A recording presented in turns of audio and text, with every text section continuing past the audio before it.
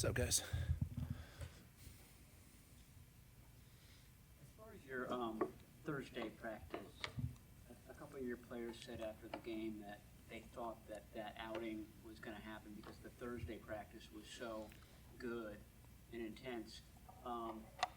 Two questions. Did you kind of sense that from the Thursday practice? And then just the 49ers Thursday practice in general, is that more intense than other places you've been? How did you run your Thursday practice in New York? We were similar. I will say Thursday's practice, last Thursday was a very physical practice. And so it was probably a little more than what we normally would be. Even for here, I thought the guys got after it, and there was, I thought today's Thursday practice was really good. So, but yeah, usually, and I don't want to speak for the entire league, but usually Thursday's work day. It's you put your pads on, you get and you hone in on all the details that you installed on Wednesday, lock in your third down game plan, and but usually league-wide Thursday's your big work day. What struck you about DeMeco Ryans in 2017 when you got here and he was a quality control guy? Well, first I was there for when we drafted DeMeco. He's different. You could tell he was different from the get. You know, he's defensive rookie of the year. I remember we initially had him at will linebacker, and then something happened during OTAs. He slid in the mic, and that was the last of it for him. The rest is history. But incredible mind. What makes him special to me is that he has an incredible amount of humility in terms of he knows he doesn't have the answers. He's willing to ask the right questions, and he is incredibly smart and will learn. He can evolve, he can adapt, and he's a great communicator, and people gravitate towards him. He's a elite human, elite father, elite man. He's all of it. So we knew that from when we drafted him, and obviously he stayed true to himself as he got bigger and bigger. You guys only allowed 10. You only allowed 10 points in your first game without Fred Warner. How did you pull that off? Good players. These young men. You know, I know it's a young group, but they're all excited. I thought Kyle did a great job with messaging last week, and it's a tremendous opportunity for everyone. We talked about it on here, like it's, you know, before Fred was Patrick Willis, and Navarro Bowman, you know, and before them was Ken Norton Jr. and all those other great linebackers, and you know, it's Tatum's opportunity. Before D. Winters was Dre Greenlaw, you know, so there's always an opportunity for somebody to step into the shoes that have been there for a while, and I thought our guys did a great job taking advantage of their opportunities on Sunday night. Speaking of guys stepping up, not necessarily the case, we don't know that to be the case, but Demeco out of practice yesterday, on the practice field today, but in recovery, if he's not able to go on Sunday, how do you kind of feel that for him? Yeah, he's if he can't go, obviously those would be big shoes to fill, but no different than everybody else. It'd be a great opportunity for somebody else to step into those shoes and play well. Thought Luter did a great job last week stepping in for Renardo when he was knocked out of the game. And this league is about opportunity. Like I said, you have your superstars, right? The ones they're just different. You know, you do have the Bosas of the world and guys that transcend coaching, if you will. Like there's nothing you can say to those guys. They're just special. But then from there, you got this. The rest of the league to me is A to Z, and it's separated by a gap that's about that big. You know, they're all special athletes. They all have abilities that are out of this world, and some of them just need an opportunity. That's the only thing separating A from Z is an opportunity, and so if someone gets an opportunity, you hope they take advantage of it. You just mentioned Luter. Between him and Lucas and Demo, particularly in the run game the other night, how did you think that they impacted the game and the way they were physical in that? All of them did. You can throw Pinnock in that too, because there was a lot of big nickel that we played in that game. Gifford came in and we played base, so we kept mixing up the personnel for them and with regards to their run groupings, and I thought everybody did a really nice job being gap disciplined. I thought the D-line really got after it, and just got to go do it again. That dynamic that you talked about when people get their opportunity, those guys have seemed to excel here. Is there a climate here that might be different than other places that allows them to kind of continue to study, and then when they're needed, they Yeah, couple things. One, and I do think it always starts at the top, you know, and then you talk about Kyle and his messaging and John and the type of player that we bring in year in and year out, and they're made of the right stuff. But, you know, the other part to this is continuity. You know, these systems have been in place for, how many years has he been here now? 8, 9? Yeah, for 9 years. So there's veterans teaching young guys, and so there's an acceleration in terms of development.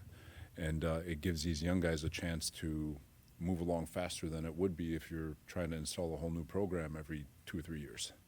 And I think that's one of the forgotten arts of football. I mean, it's the ultimate team game, and developing these young men, developing coaches, developing players is a huge part of it, and it's kind of been thrown off to the side in terms of for the sake of change, you know. So I would say it starts at the top. Continuity, Kyle's messaging, all of it gives our guys a really good chance to excel when they do get their opportunity. Robert, the Texans have struggled offensively on stats, watching them Monday night trying to deal with the Seahawks defensive line. I guess I just said they were not playing very well, but I mean, what is your assessment? And, you know, when you have a team that's objectively struggling a little bit, you know, as a coach, you know, how do you guard against, like, oh, hey, we got this? You know, I get the narrative for Houston, but this is also the same team that dropped 40 on Baltimore, and they had 26 on Tennessee in a shutout. So this is a damn good football team. Going up to Seattle on a Monday night, that is hard to do. And they were right there. You know, I thought their defense stood on its head, gave themselves a chance to win. They had the ball inside the 5-yard line. They had opportunities to win that, or to at least tie or win the game. But it's a damn good football team in all 3 phases, and we all know that it's going to be a tremendous challenge trying to get down there and get another win. Robert, when you talk to Tatum Bethune, it's clear that football is really important to him. And I know you probably go to the combine and talk to these guys in these rooms. I mean, how do you discern what guys football is really important to as opposed to they're just good at it? Yeah, no, that's the one big question. You want guys who love the game and everything about it. You know, and there's a difference between a player who loves the game and everything that it brings versus a guy who likes what football gives them. There's a big difference, and I think when you're going through the evaluation process, trying to find the guys who genuinely love ball, whether it gives them money, fame, they don't care. They just want to play the game. Trying to decipher those guys, or trying to separate those guys from the guys who like what football gives them, the fame, the notoriety, all that stuff. Those guys don't last. It's the ones who truly love the game and the process that goes with it, the studying, the practice, rehab, lifting, all of it. And it can get tricky, but if you dig enough, you can find it. So is Nick Martin getting any reps at strong side, or is it still just weak side? The Will and Sam are very similar, but he's mostly Will linebacker. What can you say about kind of what he was asking about when it comes to Tatum Bethune, Malik Mustafa, to know that they be winners? Asked Tatum about this yesterday. They all kind of congregate together throughout the week outside of the facility to come together to each other's houses and study more film on top of what they've done here. I mean, what can you say? I mean, they're all in their 2nd year, so I mean, they're pretty young. They love the game. You know, Nick Saban, I don't want to sit here and mess up what he quoted, but he has a really cool piece that goes around social media and talks about how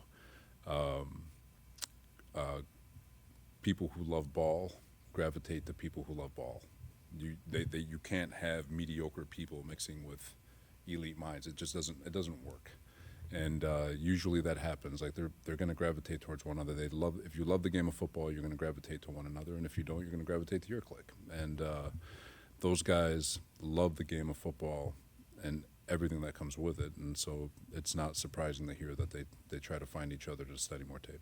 DeMeco, when you left here to go to New York, how aware were you that DeMeco was going to be next in line, and how much? I mean, not that it mattered how much you're getting an opportunity, but peace of mind did you have knowing that they were in good hands if DeMeco was taken? It was a no-brainer for Kyle. That was the setup from day one. He's like I said, DeMeco he ascended so fast. Obviously, he played the game But to go from QC to linebackers coach to coordinator, he was ready to be a coordinator after his first year of being a linebackers coach.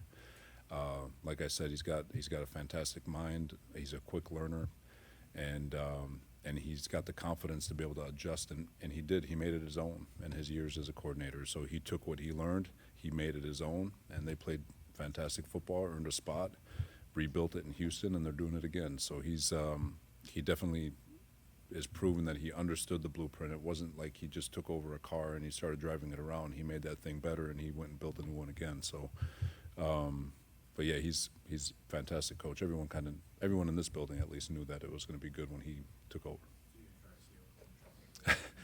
Kyle would have killed me. What stands out for you about Chase Lucas? Football savvy, energy giver. He sees all the nuance in football, every little detail. He studies his butt off, and but yeah, he's the ultimate energy giver. He's giving juice to everybody. He's talking smack with everybody. He's helping out Upton as much as he can to help him accelerate. They're a young man who loves the game of football and everything that goes with it, and a guy that just when he sees his opportunity, like he's taking advantage of it. And I mean, the guy's out there. He plays corner, he plays nickel, he plays safety. It'd be a disservice to try to explain how valuable he is. He's invaluable to this football team. He's awesome. In regards to Tatum, he certainly seemed very confident going into the game the other night. But now that he's past that first game as the guy replacing Fred Warner, have you seen him settle even more and become even more comfortable this week? He can't be comfortable in which he knows. The urgency is he's got to go do it again. It's kind of the message. We did it once, that's great. You can't take a deep breath. You got to step on the gas and keep doing it over and over and over again. This league is a proving ground week in and week out. As much as they love you this week, everyone can hate you next week. And that's just the world we live in. We embrace it, we love it. But for Tatum, he doesn't have time to breathe. He's got to keep going. Go ahead, bud. Given what you've been able to accomplish with this group, some fans have already started kind of preparing themselves mentally for, your next head coaching opportunity. Obviously, you were able to interview for a few this past off season. Presumably, you'll be in line for another sooner rather than later. Is that still your end game in this? Like, you want to be a head coach again? End game is trying to find a win on Sunday. We'll go from there. You guys good?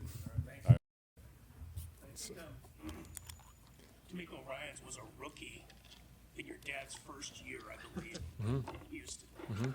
Curious, do you remember much about him? Do you remember your dad saying, like, this guy's going to be a head coach someday, or anything that struck you about him? Yeah, I mean, he was rookie of the year, I think, his rookie year. And I just know, I think he was a second-round pick, something like second or third. I think he was a second, and just right away he was the leader of their defense. They had a young team, young defense, and he was the leader. And I know my dad just, like, was so thankful to have him because he was just a guy who just stepped in and became this leader and this smart, tough, charismatic player and just really led that franchise for however long he was there. He was the guy. And whether or not he knew he was going to be a coach, you'd have to ask my dad, but just those traits were there, those leadership qualities. You watch the Houston defense, how familiar does it look, and how has he maybe evolved from what he was doing here? Yeah, I mean, it's his defense. It's the defense he's been running. It's what he ran when he was here. Obviously, there's some tweaks. There's new things. There's always things that are evolving. But it's the thing about it is that's why it's good. There's a core philosophy and it's the way they play, and that's what sticks out. That's what it's always been, and that's why they're a top defense. It's because they know their identity. They play their system very well, very sound, very physical, and they play with their hair on fire. So that's why they're one of the top defenses in this league. Yeah. Robert was just talking about last week and how he thought Kyle did a really good job with the messaging for the game. He said that a couple of times. Is that something that you kind of keep your ear out for and you appreciate, like, what a head coach has to do week to week as far as that messaging? For sure. Yeah, it's something you're learning as you watch a head coach operate like that. Someone who is very much dialed into the offense and the scheme of everything, but then after all that's said and done, he has to pull back and think about, okay, what's what's the message to the team? You know, how do I want this team to play on Sunday? Not just the offense, not just how we're going to move the ball, but how do I want my team to play? And Kyle's able to balance those things out. I think that's one of his greatest strengths. You know, as a coach, he can balance those two things. And I agree. We had a good message. You know, in any game, you go into every game with a goal, a way you want to play, and it just so happened it worked out for us on Sunday. Do you remember your dad kind of working on that being something that he would try to do week to week? I mean, do you remember when that sort of came online for you, that was a thing?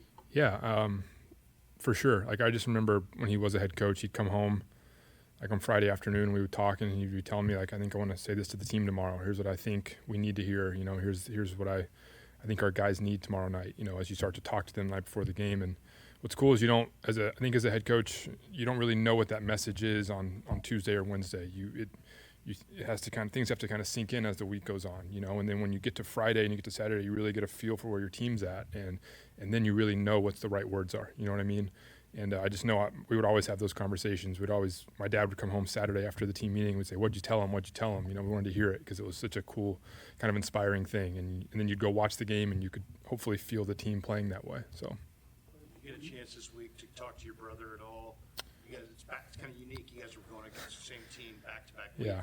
Have you had a chance to kind of compare notes at all? Yeah, we talk every week, and that is kind of interesting. We've kind of been following each other this year, but you know, he's not revealing too much, and vice versa. We're divisional foes, but we always talk after games, just kind of, hey, what were you seeing in the defense? How'd they look to you live? You know, just kind of sharing little stuff like that, but just pretty much the norm, yeah.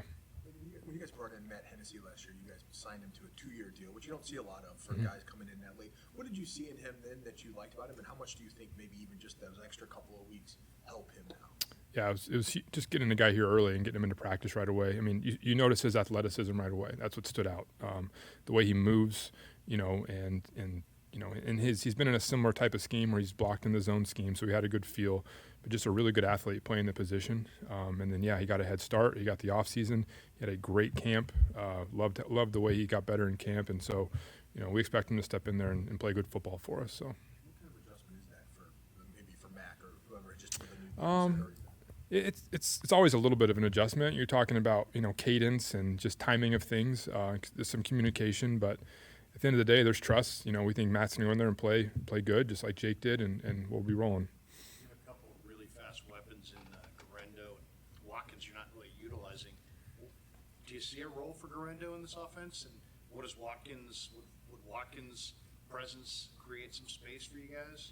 Yeah, I mean, to go with Jordan's coming back from the injury, and it's just been a matter of getting him back into practice and, you know, getting his conditioning back and then getting him elevated when we can, and he's got to get out there and take advantage of his ops, you know, and I think I said this about Jordan James last week. He's doing a great job of being ready for that moment for when the time comes, and who knows when that's going to come, but we like where he's at. And then who's Isaac, right? Yeah, there's definitely a role for Isaac, and you know, he's got great speed. He does great things in the pass game. It's the way we've used our backs. It's been Christian and Brian, and you know, I think Isaac's doing everything he has to do in practice to be ready for when we need him. You know, and that can come up with injury. That can come up any time in the game. But he's been doing a good job. So, yeah, thanks guys. Appreciate it.